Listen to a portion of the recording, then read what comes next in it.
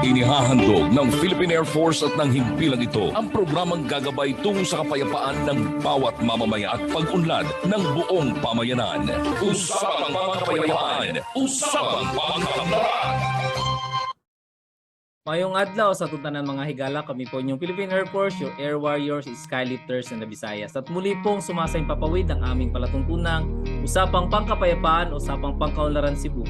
Kauban ang tulo ka partner namo na radio station diri sa Cebu City. Daghan kayong salamat kay Ma'am Annabel Lagrosas of DYMR 576 kHz Radio Pilipinas, ka Sir Jonix Napalyakan of DYLA 909 kHz, Sir James Reviosa ng SMNI DYAR 765 Sunshine Radio Cebu, kay Ma'am Payet Renyen and Ma'am Hazel Gloria ng PIA7 sa pagtabang sa programa karong adlaw. Ako po yung host, First Lieutenant Edibert B. Baguio, Philippine Air Force, at kasamang aking mga co-host na sina Staff Sergeant Anne Francis M. Tompong, Philippine Air Force, and AW2C Yasmin Saladar, Philippine Air Force. Partners? Muli, isang mapagpalang araw para sa ating lahat, lalo na sa ating mga libo-libong tagapakinig at taga-subaybay sa programang ito. Ang Usapang Pangkapayapaan, Usapang Pangkaunlaran Cebu. Tayo din po ay napapanood sa ating social media platform sa Facebook page ng 1000 BGB Niyab, 1000 PAF, CMOAMC at ng UpUp Cebu. Ang programa pong ito ay para po sa ating pagnanais na maihatid ang mga impormasyon na may kinalaman sa pagsulong ng kapayapaan at kaunlaran sa ating bansang Pilipinas. Thank you, partner. And let us also welcome our other comrades from Air Mobility Command, from 2OPIP Tactical Helicopter Wing, from 5OPIP Search and Rescue Group, from PAPSIMOG, and 5th ARSEN. Daghang kaayong salamat for tuning in with us and for supporting our program. Mga kasama, kinagagalak po nating makasama ang ating resource person ngayong araw, ang Officer in Charge ng Philippine Institute of Volcanology and Seismology, PBOX, ng Lapu-Lapu City na si Engineer Robinson F. Giorgio. Sir, bumati po muna tayo, sir, sa ating pong mga tagapakinig at taga-subaybay. Hello, good afternoon sa lahat ng nakikinig at sumabay sa ating programa ngayong hapon. So, narito ako sa OCD Opsin ngayon kasi yun nga, nagkasabay itong dalawang. So, okay lang at nakakuha tayo ng connection. So, at least, sorry for being late sa Okay ating lang, programa ngayong hapon. Okay lang po, sir. Sir, para po sa ating unang katanungan, sir, no? Sir, pwede niyo po ba ma-share sa amin kung ano po yung mission, function, and mandate po ng PBOX, sir? So, ang ating ahinsya is under the Department of Science and Technology.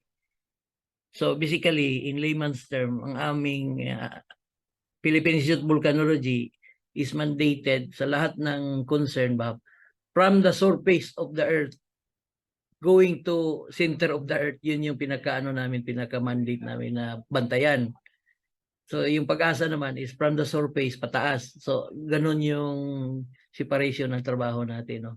So pagdating sa mga activities ng pagdating sa activity ng geology or lithosphere o yung layer ng kalupaan o yun nga lithosphere, yun ay concern ng PBOX. Ibig sabihin lahat ng activity related to volcanic eruption, earthquake, hazard fault mapping, hazard mapping, yun yung pinakaunang trabaho na binabantayan natin. Meron din tayong mga IEC na ginagawa or mga project para sa ating mga stakeholders. Okay, thank you, sir, no, partner? Thank you po, partner. Yes, partner. Sige. Okay. Muli sir, no, thank you so much po sir kasi inaccept niyo po yung panyaya namin ngayong hapon po sir para mapanayan po kayo sir. And para naman po sir sa aking katanungan po sir, ano naman po sir yung mga latest programs, activities at project po ng PBOX po sir? So meron tayong aside sa ating regular na program ng institute, meron tayong mga special project na gagawin at gaganapin dito sa actually sa buong Pilipinas. Kasali na rin dito sa Cebu Central Visayas. Recently nag-launch na ang yung risk parang assessment sa mga structures sa Iloilo. So yung project na yun gagawin din natin dito sa Cebu City. So mga risk assessment sa mga structures related to ground shaking, yung impact ng mga ground shaking sa mga structures dito. So at saka marami pang iba, continuous din yung program ng expansion ng ating instrumentation. Basta maraming research ang ginagawa ng PHIVOLCS din dito sa Visayas. Yes, sir. Sir, in relation po dito sa inyong mga programs and activities, no? Bakit po kaya, sir, Philippines is considered as an earthquake prone country? Ay, oo. Dahil nga sa dahil nga sa ating archipelago, ay nabuo yung ating archipelago na yan dahil din sa mga natural earth processes, itong paglindol, paggalaw ng mga kalupaan, tectonic movement ba, tectonic forces na nangyari dito sa ating boundary within the Pacific Ring of Fire. So wherein our archipelago is lying in that very active part of the region. So basically, kung titingnan natin positively, dahil dyan, nabuo tong ating archipelago, dahil dyan sa activity na yan, nagkaroon tayo ng Philippine Archipelago. Dahil sa mga lindol, sa volcanic eruption, yun yung pinaka-positive na effect ng mga activity na ito.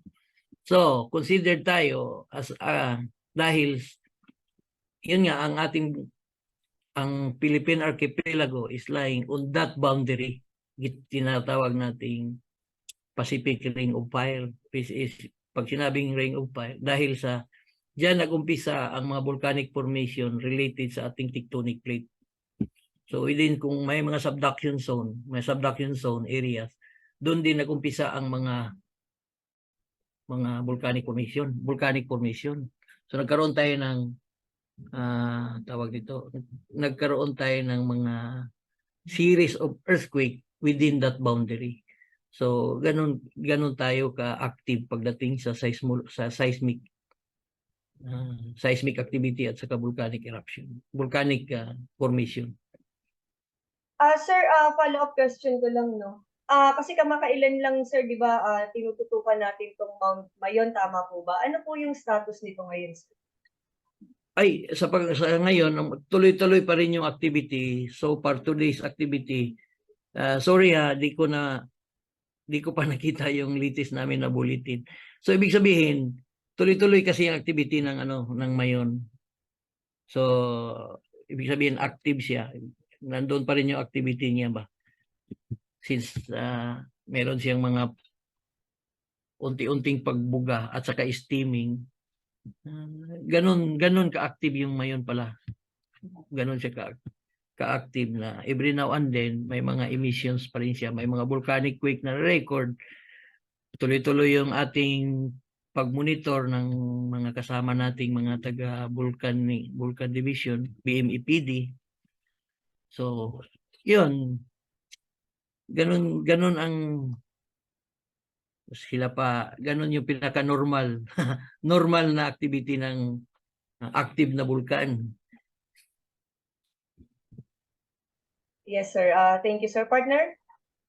Sir, we have a short break po muna, sir, no? Alang sa gamay ng mga A cyclist, swimmer, runner, and an active member of the Philippine Air Force Reserve, Nico Huelgas. A Filipino professional triathlete who competes internationally and the first Filipino to win a 2 gold medal in the men's individual triathlon event at the Southeast Asian Games way back 2015 and 2017. After retiring from the national team in 2018, Huelgas entered the PAF's Reserve Command and currently the chairman of the Philippine Olympic Committee's Athletes Commission. Huelgas spearheaded relief operations and fundraisers in the provinces of Tarlac, Bulacan, Albay, and Tingloy Island in Batangas during the pandemic. It's a great honor to be recognized and awarded a Military Merit Medal due to my service in the Philippine Air Force. There are a lot of skills that I aim to learn through the various trainings of the Philippine Air Force. And that's your Fact in a Minute. Join us in our next slide. Okay, balik na sa toong topic para sa uban pang mga importanteng announcement na gikan sa PBOKS Lapu-Lapu. Sir, for my question naman sir, no? Sir, paano po na monitor ng PBOKS ang mga, especially sir, yung mga sir, yung paglindol sir dito sa ating bansa, sir? Oo, yan ang tuloy-tuloy na programa talaga na pinaka-programa ng PBOKS. Yung earthquake monitoring. So talaga nag-invest tayo niyan. So tuloy-tuloy yung increase ng number of mga stations, mga remote stations sa buong Pilipinas. Siguro sa latest na count siguro natin more than 119 or 120 na lahat ng remote stations sa buong Pilipinas. So distributed over the archipelago. So pero tuloy-tuloy yung tuloy-tuloy yung improvement at saka additional development ng mga sites. So ang pinaka-universe kasi natin diyan, at least ang buong Pilipinas dapat mayroong 300 na mga sites. At saka may mga prang strong motion na siguro mga more than 1,000 sites din sa mga instruments related to strong motion earthquake detection. So yun yung mga program natin nating mini-maintain. So increasing sa number of sensors or detectors or seismograph, that means mga maliliit na mga lindol, maliit na na-record natin, pwede na nating ilagay sa i-publish na natin kasi ma-determine na naman natin yung epicenter sa maliliit na quake kasi nare-record ng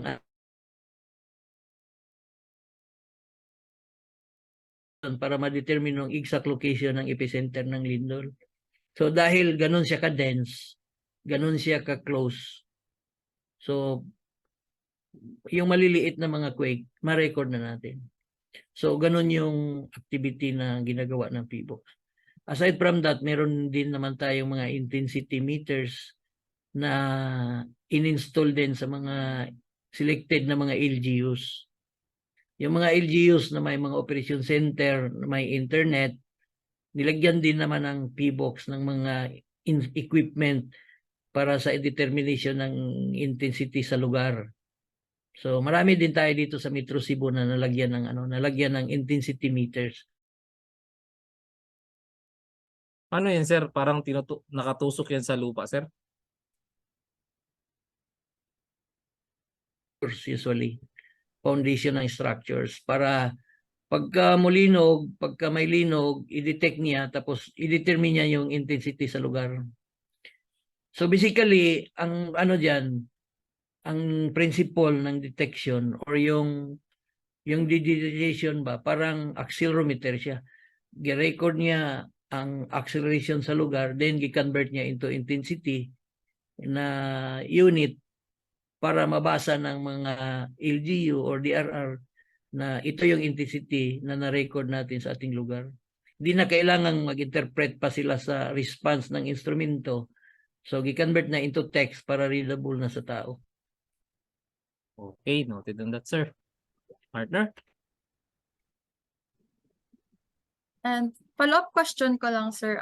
Sir, bakit po importante na ma-monitor po, sir, yung mga volcanic activity sa ating bansa po, sir? Lalong-lalo na po, sir, yung mga most active volcanoes po, sir.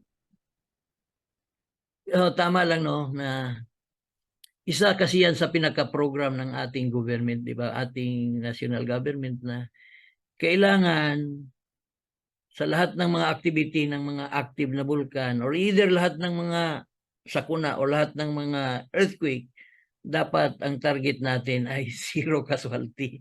Walang mapinsalang mga kababayan natin, no? Lalo na ngayon na may mga nakatira paligid sa bulkan, hindi natin maiwasan, lahat ng hanap buhay nila nandun din.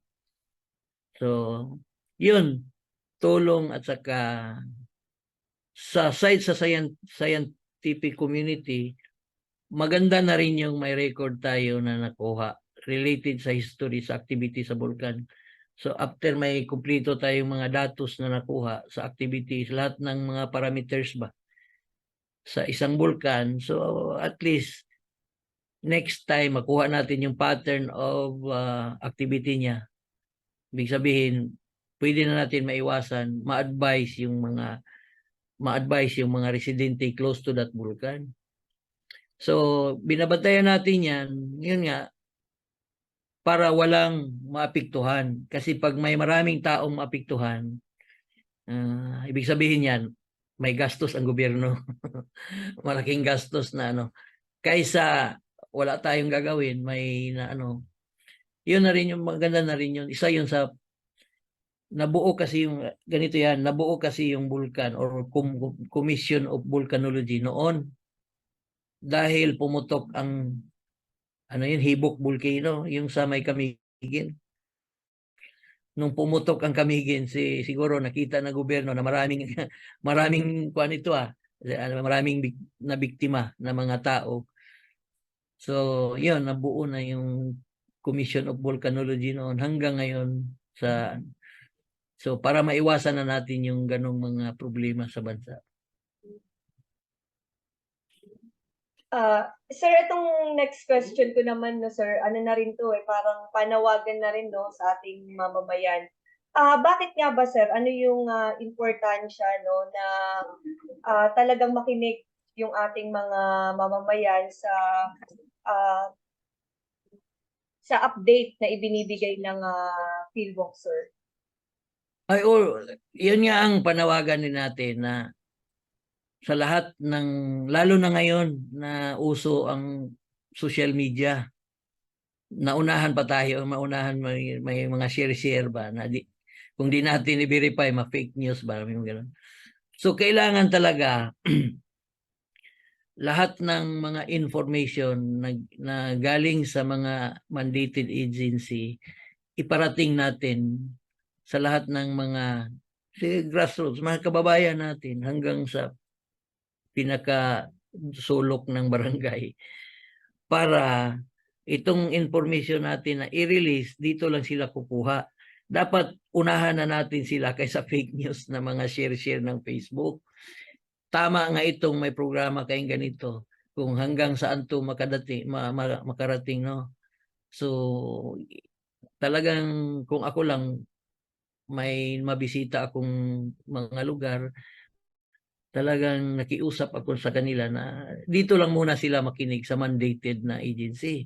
Ang problema din kasi kulang tayo sa kulang sa reach out kasi may limit yung ating communication sa ganitong mga lugar. So siguro kaya nga meron kayong ganitong programa, ito na rin yung kayo na rin or either sa media na makatulong rin na ma-reach out natin to para sa ating dissemination. So magkaroon tayo ng tie-up ba na from our agencies to other mga kapartner na mga agencies para ma-share natin yung tamang informasyon related sa mga ganitong activity. Yun yung pakiusap ko din sa iba na lalo na sa mga kababayan na huwag maniwala basta, kailangan i-verify, huwag basta mag-share. I-verify muna nila kung totoo yung anong source ng information nila. Kaya nagpasalamat din ako sa kagaya ninyo, may mga gayong program na ganito. So, isa din to na paraan ma-reach out natin yung mga kababayan natin. I think someone is raising hand. I-13 muna natin, sir, no? Si Master Sergeant Mabalot. First, ano yung question mo? Master Sergeant Mabalot, you are recognized. Yes, sir. Magandang umaga po. Magandang hapon po, sir. Sir, about sa mga monitoring po natin, sir. Sa volcanic eruption and earthquake, sir. Sir, di ba namomonitor siya din na nakikita naman natin kung yung mga volcanic eruption, natitrace natin yung history niya. So, may possibility po ba na magkaroon ng earthquake drill dito sa Central Luzon? Then yung mga volcano natin na nagiging active dito like Legazpi at saka dito sa may Clark Park. May ano po ba tayo na monitoring na gano'n, sir? Just So, inquiring. Thank you, sir. sa ngayon, sir, pagdating sa monitoring ng mga equipment, yun nga, tuloy-tuloy yung development natin ng mga monitoring ng mga instrument, deployment ng mga instrumento para diyan, either pang bulkan or either pang lindol. Lahat ito, ginagawa natin yun. Pero for the time being, sir, hindi muna tayo, wala muna kaming binobroadcast na mga malaking prediction ba sa malaking mga activities sa lindol. So mahirap kasi ang prediction, sir, kahit ibang bansa gumastos na sila noon ng $1,000 million para lang magkaroon ng exact na prediction. Ibig sabihin, sabihin mo sa diyan na lugar ganito kalaki, ganito yung magkaroon ng ganitong lindol. So wala pa, meron siguro 1 week, 1 month na mga projection na o prediction na ginagawa nila. So wala muna tayo ngayon sa prediction, sir. Tama 'yon. Nagkaroon tayo ng database sa mga activities sa mga bulkan. Nagkaroon tayo ng database sa activity ng mga fault system. Nakita natin yung pattern sa release.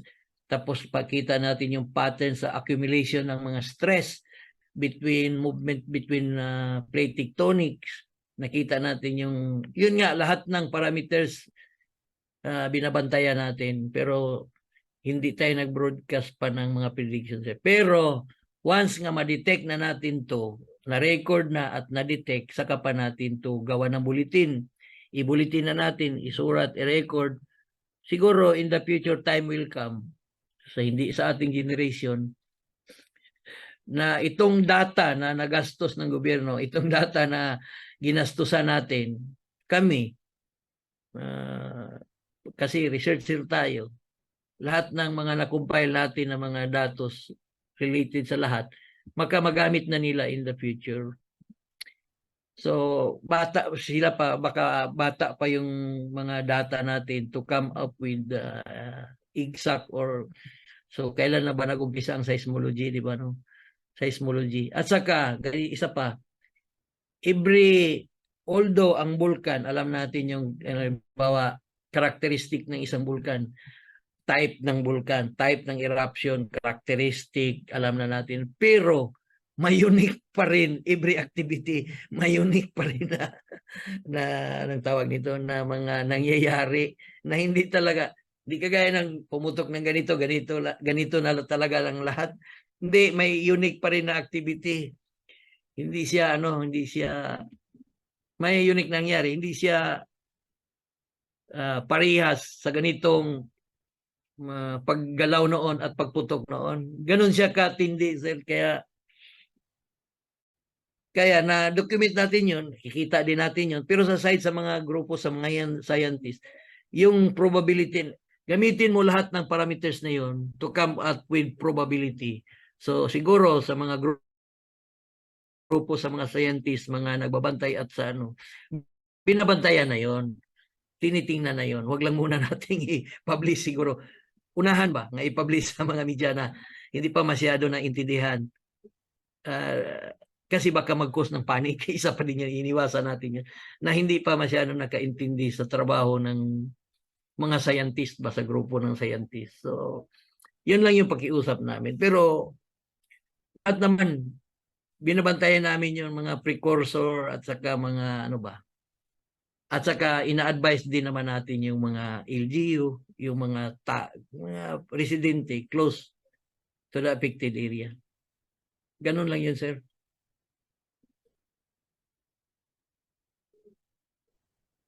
Okay, Master, may follow-up question ka pa?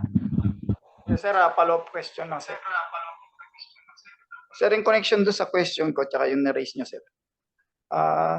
So, may collective po tayo, sir? Collective data, sir, na may collective data po tayo, sir, na may possibility na may mga ganitong activities pero hindi naman siya i-declare sa report. Bali, in connection, sir, sa mga government na katulad ng mga PBOX, sir, na meron pa yung mga offices na magkakalayo, halimbawa sa Cebu, Manila, Luzon, Visayas, Mindanao. So pag meron pa tayo ng mga ganong activities na may na-predict po tayo or na na presumption na magkakaroon ng ganito, nasasabihan po ba yung mga government na possible na magkakaroon ng ganito 1 week prior? Mga ganun po ba, sir? Para at least, sir, yung maka-prepared yung mga ano natin personnel na may possibility na magkaroon ng big one, ganyan, sir. Kaya nga tayo, sir, ano, sir, earthquake drill, sir. Tama po ba yan, sir? Tama yun, sir. Kaya nga marami tayong partners dito pagdating dito. Dito na yung mga NDRRMC, from NDRRMC to local, regional, to even to down to barangay. Ano na yun? So, meron din naman tayong mga halimbawa, ang isang senaryo na talagang sinishare natin at saka ina-announce natin yung big one. Yung big one kasi ano yun pangalan yun sa malaking quake doon sa may Bali system, Port Bali system. Na inaabangan natin parang ano. So katuwang na natin lahat ng mga taga NDRMC member ba, lahat ng national government, lahat ng part ng gobyerno system, lahat alam nila yon na sinishare natin yon. Ito yung senaryo. Pinapakita natin yung worst na senaryo. Pag ito ang gagalaw, ganito yon. Pag ito ang ganito gagalaw, ito yung extent ng damage niya at saka mga possible na affected na areas. So ito, paghandaan na natin to. Yung mga ganon ng mga senaryo, paghandaan natin to. So halimbawa, pagdating sa vulkan, delineated na rin yung ating danger zone. Pag ito nangyari, ito yung mga danger zone. Pag ito, wag pumasok sa ganitong mga lugar. Sinasabi din naman natin yun lahat, sir. Lahat ng mga, siguro, nasa mga DRR, lahat ng kumpletong sa DRR, sinishare naman natin yung lahat ng trabaho at saka mga record din natin, di ba? Part yun ng planning natin kasi di lang naghintay, di lang natin hintayin yung event. Meron din naman tayong future na mga plan related sa mga ito. Kumbaga, part sa ating contingency plan ba. Marami tayong kasabwat diyan na mga ahensya ng gobyerno. Lahat sila sinishare natin yung mga research, pinapublish naman natin yung mga result ng ating mga research, mga studies. Online naman, makita naman yun sa mga journals, published na. Meron naman tayo publish. Kaya sinishare natin yun sa mga LGU. Ngayon, kaya nga lahat ng LGU ngayon, halimbawa, nagkanda kami ng risk assessment sa mga major cities. So, lahat ng LGU sinasabihan namin na, yun nga, nagkaroon din naman tayo ng mga tawag nito na cooperation ba between LGUs na i-adapt natin tong mga project na ito para sa kapanaganan din ng di ba? Halimbawa lang example, mga risk assessment sa isang highly urbanized city. Yan, pinapakita namin yung volume sa tao, ganitong volume sa structure. Ito yung exposed. Ito yung number of exposure sa inyong lugar sa ganitong hazard. So, kailangan paghandaan natin itong volume na to. So, yun, pinapakita natin yung parang worst na scenario always, no? So, yun sir, marami tayong alam ng mga pala yan, alam ng mga planners yan, DRR planners yan. Kaya nga, kasali tayo sa contingency planning Part sa ating preparedness yun Wala pa ang ito yung action natin. Kahit na sa response, kahit na detection, sa response, nakaplano naman yan. So, ganun, sir.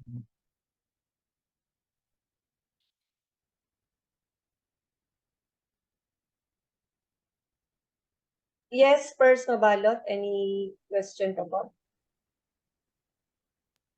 Sir, ma'am, magandang hapon ulit. Ma'am, dugtong ko lang, ma'am, sir, di ba, sir, minsan na nagkaroon po ng mga earthquake, it happened na meron po na nangyari na quake at saka eruption. Bago po lalabas yung mga report ng mga PBOX na lalabas sa kanila, nasasabi nila may mga slight na activities or pagramdam ng paggalaw na nagkaroon ng mga ganon, sasabihin nila. Pero nangyari na yung quake tsaka yung eruption ng volcano. Ganun po kadalasan nangyayari, sir, di po ba? Sorry, sir. Usually ganun talaga yung detection natin, sir. So, na-detect na ng instrumento, i-record, i-bulletin. Parang ganun, na-detect na muna. Hindi siya nag-predict. Hindi siya nag-predict na ganitong activity. Pero sa ano siya, may daily activity kasi yan. Kung ang halimbawa pagdating sa bulkan, yung activity ng bulkan, nakakuha na yun, monitor na yun daily. Lahat ng parameters na may equipment nakalagay, may kamera pa yun eh. May kamera pa nakalagay, nakatutok sa crater. Lahat ng mga sensor ng temperature sa tubig, sa lahat ng fumaroles, may mga temperature sensor na yun, may mga ano pa, tilt meter, gano'n. Naka-ano yun sir, naka-detect na yun. Minsan kasi, depende rin kasi yan sa ano, sa activity ng bulkan ba. Halimbawa, bulkan yung pinag-usapan. Masyado kasi mabilis yung water-driven, yung high pressure ba na water-driven na explosion, para explosion ini. Ganon siya kabilis. Kasi sobrang mabilis kasi pag increase ng pressure ng water-driven na ang tubig kasi pag pumasok sa crater nag-increase ang pressure, nag-increase ang temperature dahil sa mainit na bato. Pag increase sa pressure niya, so kung kailan naging ductile na reach yung limit, kailan na reach ang limit ng kung baga sa bula ba, ang limit ng nag-confine sa pressure, ma-reach niya pagputok, biglaan. Pero prior sa build-up, actually, nakita na yan sa ano, nakita yan sa mga equipment, sa mga instrument, nakita yan. Kaya kung pagdating sa bulletin, nandun kasi yan, naka-record talaga sa bulletin. Pag ito yung alert level, di ko na memorize ha, pag ganitong alert level, ang possibility sa ganito. Pag ito yung mga na-record natin, may mga ano yan eh, may mga parameters ba, basihan yung mga alert na yan. Kasi ito yung na-detect natin, ganito kadami ang na-detect, ganito ang mga changes ng temperature, lahat ng parameters nandoon. So ito yung posible na mangyari. So may mga alert level tayo na ang possibility either mawala siya or either mag-increase siya. Dalawa, sinasabi yung dalawang possibility siguro ganun. So ito lang mag-escalate ito sa ganito. May mga gano'n namang babala or warning na binibigay ang PHIVOLCS about sa mga ganyan. So basta basahin mo lang yung alert level. May mga interpretation alert level 1, alert level 2, alert level 3, yung mga gano'n. So meron yung days prior sa ano niya, na-record na yun. Meron na tayong sinabi, nagka-alert level 1 na kami dyan, alert level 2 na ganito, o bigla na, alert level na ano lang. So, anong tawag nito? Feeling ko pagdating sa institute, pagdating sa PHIVOLCS, nakikita naman namin, siguro may matter lang siguro sa communication na dumating yung communication natin ba, warning or alert level doon sa affected na mga residente siguro. Siguro yun ang weakness na kulang natin. Paglabas ng bulletin na ito, paglabas namin ito, actually, nire-record man, hourly pa nga siguro yung pag wala masyado activity, everyday meron yung update. Pag mayroong activity, automatic update yun. May mga ganong talaga, ka-rapid. Pagdating sa rapid natin sa earthquake information, actually, i-detect muna natin yung earthquake bago namin gawin ang information. So, sir, ang pinaka-rapid sensor, i-transmit via satellite, pag-detect, delayed ng milliseconds. Pag-digitize, delayed ng milliseconds. Paglagay sa radio communication, delayed ng milliseconds.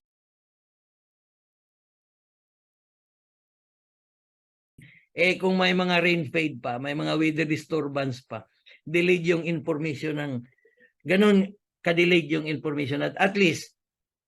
So ibig sabihin, kung meron man tayong 13 minutes na window time,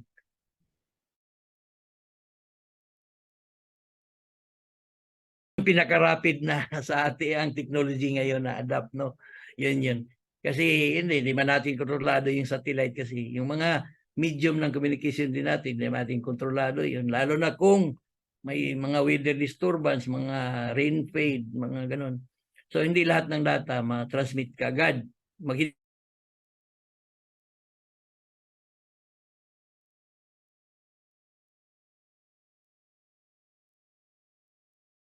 Ganitong activity agad really yung yung mga DRR na yan sa DRR sila pa nga nakatutok din naman sa mga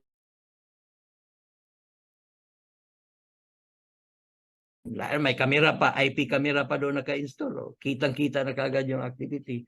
May mga sensor, gumalaw yung sensor ng lindol doon, transmit ka agad, di ba? Meron part ng siguro sa DRR, lalo na kung halimbawa sa bulkan, nandun yun, nakakuan din yun, nakatambay, naka-standby din yun sa ng T-box. Kasali yun sa mga nag-interpret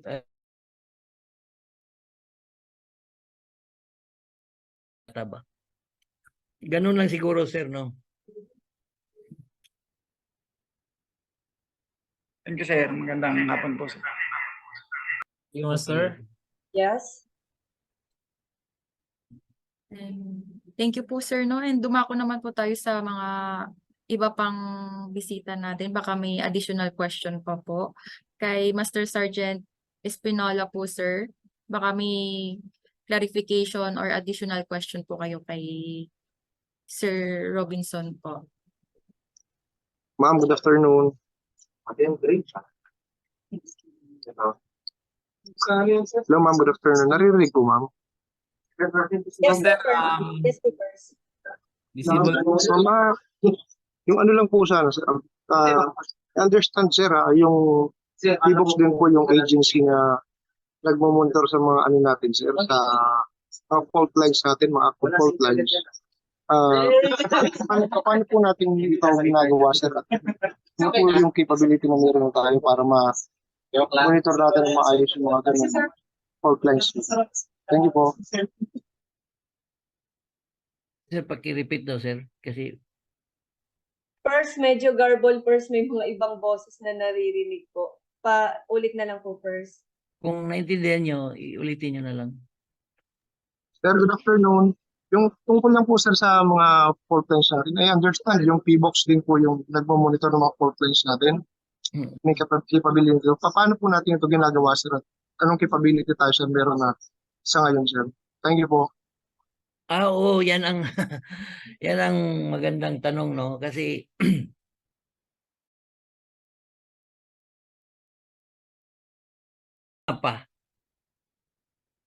gagastos pa ng malaki ang gobyerno niyan. Hindi lang inimagine ng isang scientist yung seismologist na lagyan natin to ng guhit, lagyan ng guhit na ganito. Hindi ganon kadali, sir, actually. Siguro at least 5 na procedure pang ginagawa natin dyan eh. Unang-una,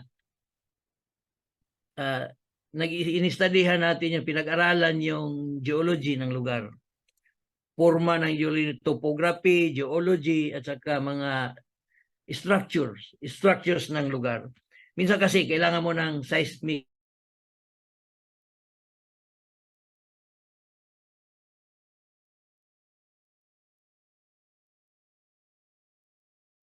So ganun ka ganun ka hirap i-determine yung mga fault. Maliban sa topography, makita mo naman yan sa topography, makita mo naman sa mapa, saka sa stereoscope, sa mga instrumento, satellite images, makita natin yun.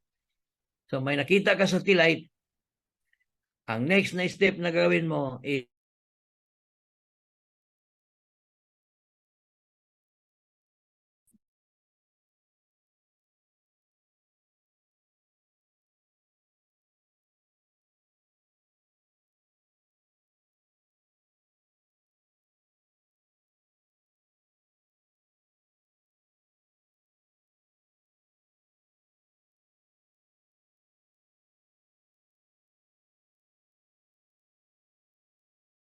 Wala ata connection ni sir.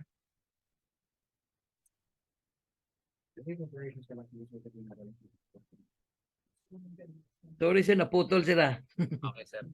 Right, sir. Tayo, tuloy ka na. Ano na ba yung iniisip?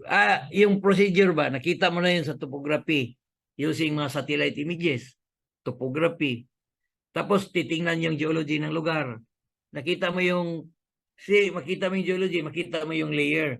So itong layer na to may discontinuities. Nakita mo yung discontinuities sa mga layers na ito. Ibig sabihin posibleng nabiak siya, posibleng may fault dumaan doon, nabiak siya ng fault.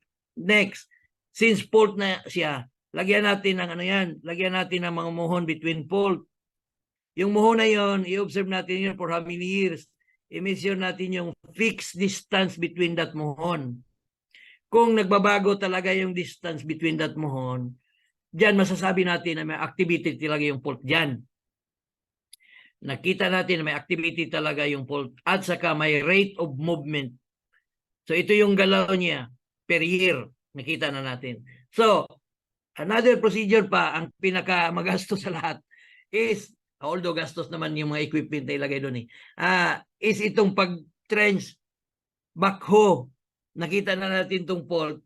Mag-backhoe pa kami, hukayin para makita lang talaga visually yung layers na discontinued layer. Tapos kuha ka ng mga carbon sample.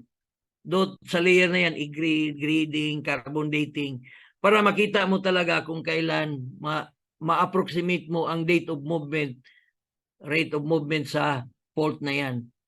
Ganon kalaki ang gastusin natin para sabihin lang natin na ito ang fault sa lugar na to nag-exist.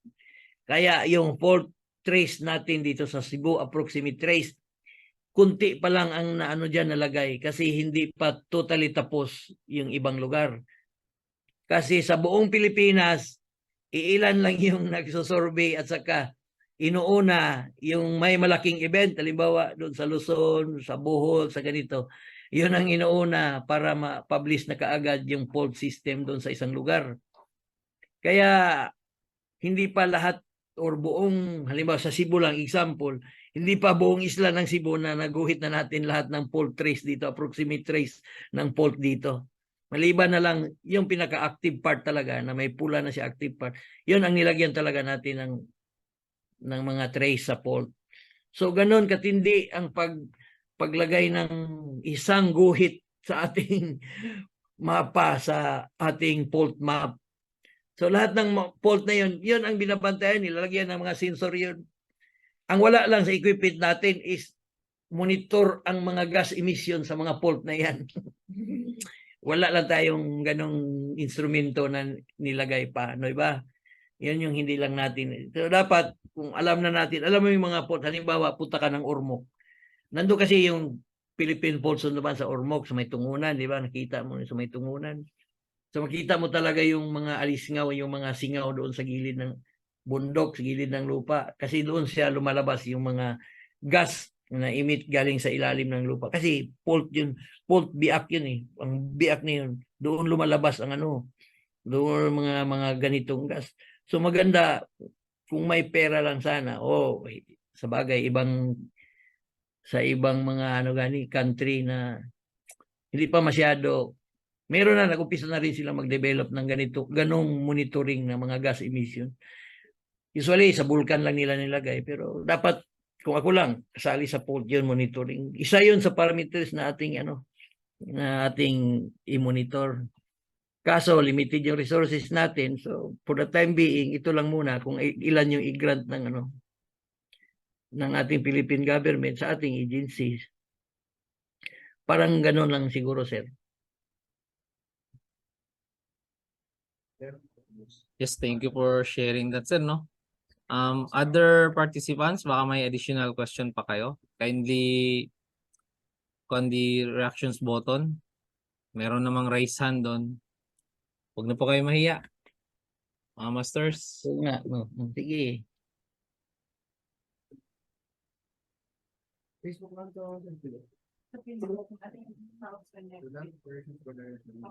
Hello, sir. Good afternoon. Staff Si Sergeant First Pagpa. si Sige, First board, Mabasa, sige. pero And next ni kay Kon muna, Search Borja muna. Unahin natin. Sir, good afternoon, sir. Sir, yung Good mga inactive na volcano, wala pang history ng eruption, may possibility ba na maging active to sa future, sir? sige. Yung mga inactivity kasi sa bulkan, ano yan eh, edad lang yan. Ha? Pagdating na 5,000 years old, 10,000 years old, edad lang yun. Ang kinakasipay, edad lang ng activity, 5,000 years old. Ang latest activity niya, ang pinaka-last activity, umabot na ng 10,000, yun ang pag-classify ng inactivity na mula ng vulkan. 5,000, potentially pag 10,000 years old na siya, ang activity, potentially parang ganun, inactive na, parang ganun, inactive. Pero, yung pag-classify na yan, it doesn't mean na hindi na puputok yung vulkan. Vulkan din yan eh. So, siguro, repose period pa niya, nag-ipon pa ng another supply ng mga magma. Saka pa siya ma-activate ulit, yung mga ganun. Hindi, yung mga inactivity sa vulkan, ano lang yun. Nag-ipon pa lang yun. Minsan kasi, nakita ko na the longer ang repose period ng isang vulkan, kung kano siya katagal magpahinga ba, ganun din siya katagal mag-activity. Kasi nag-ipon yun sa ilalim, nag-ipon ng mga magmatic supply, nag-ipon siya. Kung i-release na niya yun, mapuno ba? Kung mapuno na, maabot na niya yung limit niya, sa kanya ibuga. Ganun lang naman yun. So, ang vulkan pala, inactive vulkan sa Pilipinas, monitor din yun ng PBOX.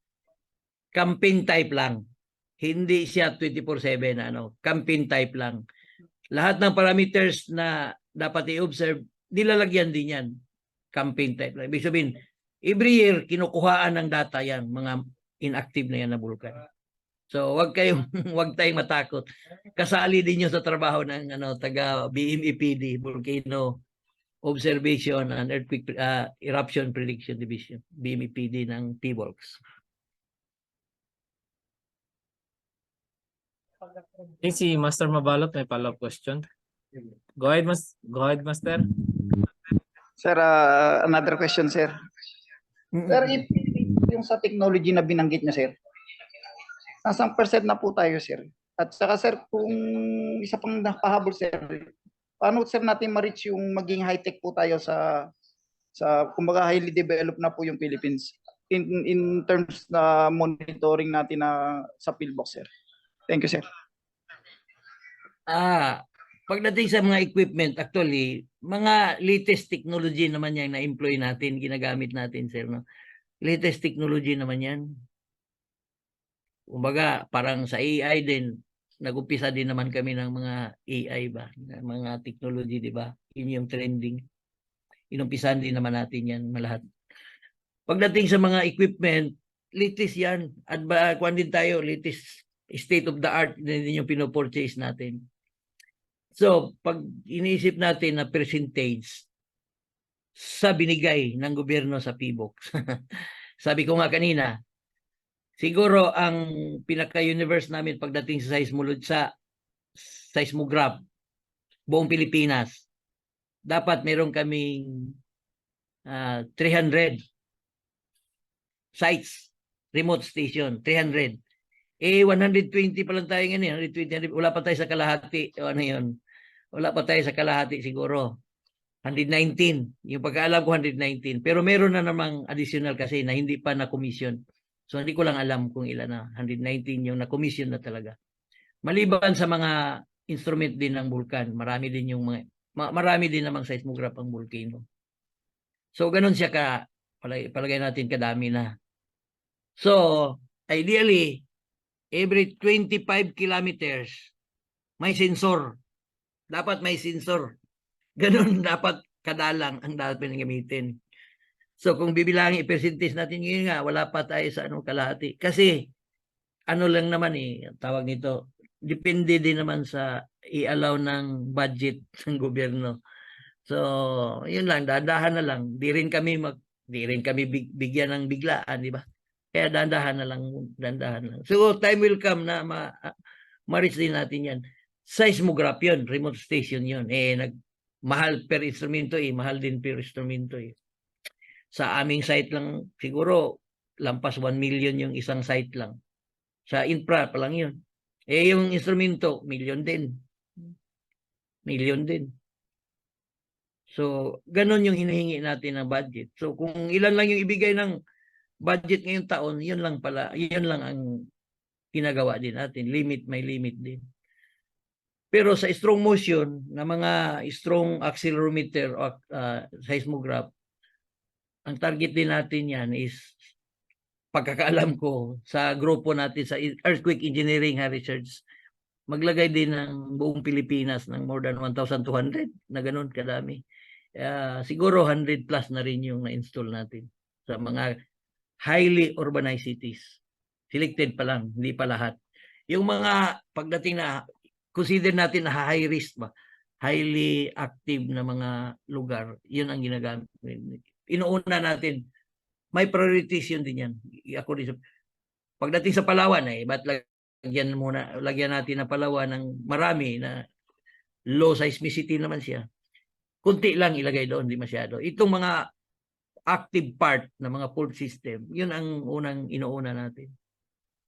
So, ganun siguro, sir, ang pag-quantify natin kung saan na ba, hanggang saan na ba yung na-accomplish natin pagdating dyan. Hopefully sir, no, mabigyan talaga yung DOST ng malaki-laking budget para makuha natin yung yung mga equipment na kailangan. Kasi para din naman sa ating bansa yan. Sana, sir. Hopefully sir, we're looking forward sir na makakuha natin yan sir. Ma-achieve ng kuha niyan sir, PBOX. Partner? Mga kasama, bago po tayo magtapos sa ating programa ngayong araw, ating po munang hingan at pakinggan ng parting statement o message ang ating bisita ngayong araw. Walang iba kundi si Engineer Robinson Giorgio, the officer in charge of Philippine Institute of Volcanology and Seismology, Region 7. Sir, baka po may additional announcement pa po kayo, sir? Oo, ito na lang. Ngayong September 7 kasi may NSED tayong gaganapin, di ba? So lahat ako'y nananawagan na i-evaluate na yung ihanda na ating mga lugar, ating mga offices or building pagdating sa evacuation plan ng ating NSED. So, emphasize ko lang ha, NSED, ano ito? Simultaneous earthquake drill. Emphasize ko na ang ating scenario is damaging na earthquake. So, iba yung actual at saka iba yung real event ba? At saka iba yung drill natin. So, sa drill natin, sa NSED, participate tayong lahat. Ang ating scenario ay mayroong isang malaking event na lindol na nag-sustain ang ating building o gusali ng mga damage, mga cracks, mga minor damage o major damage na hindi collapse, hindi pa collapse, parang gano'n. Kasi pag collapse na, maka-evacuate ka ba? Kung collapse, retrieve, di ba? Parang gano'n. So, may time tayo na mag-respond sa shaking. Okay?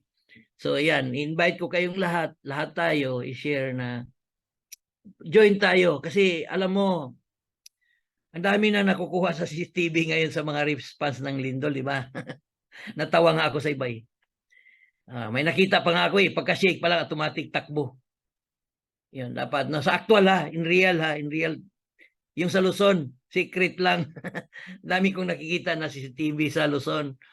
Nagkaroon na, sila pa yung, sabi ko, di ba sila yung tagapatupad ng earthquake drill? Sila pa yung unang tumakbo. Kaya, isa puso natin yon. Iba yung drill at saka iba yung actual. Sa actual kasi, wala, automatic dagan, automatic takbo. So, ganito yan. So, sa simultaneous earthquake drill, so, isipin natin na may mga damage ang building, so may evacuation na mangyari. So, lahat ng procedure, lahat ng plan, i-check natin kung na-execute ba. So, lahat ng mga halimbawa, PPE, nandiyan ba, mga taga-rescue, ano pa yung mga gamit nila, at saka mga, ma-check din yun. Available pa ba yung mga flashlight at PPE, yung mga gas mask? Working pa ba yun? Yung Yung mga ganun ba? Usually, alam mo, pag may malaking event na lindol, may sunog. So, matest mo na rin yung fire hydrant mo dun, hydrant or either kung isali nila sa activity. So, ito maganda itong quarterly, no? Regular na check-up din to sa ating plano. Kung may mga weakness tayo, may mga na-miss during sa activity previously, dapat makorek na natin yun. So, para masanay tayo ba, kung kahit saan man, hindi sa office mo, sa bahay mo, alam mo na yung, makikita mo yung tamang response pagdating sa linog, pagdating sa earthquake, no? So, yan, invite ko kayong lahat na mag-participate sa National Simultaneous ngayong September 7. Third quarter yata, no? Third quarter na simultaneous earthquake drill. Yes? Again, sir, no, thank you so much for that comprehensive information you discussed to us. Saludo kami lahat sa Philbox, Lapu-Lapu City at sa mga programa na ginagawa Thank you, po ma'am. ninyo sa ating area of responsibility. Hanggang sa muli po, sir, and thank you so much. And with that, Thank you, ma'am. Mga Sana sa kaibigan, sunod. sa ngalan po ng aming Commanding General Philippine Air Force, Lieutenant General Stephen P. Pareño, Philippine Air Force. at sa ngalan din po ng aming Commander, Air Mobility Command, Major General Juanis Leonardi Vidimaano, Philippine Air Force. At sa ngalan din po ng aming Wing Commander, Tactical Operations Wing Central, Brigadier General Ramil G. Oloroso, Philippine Air Force.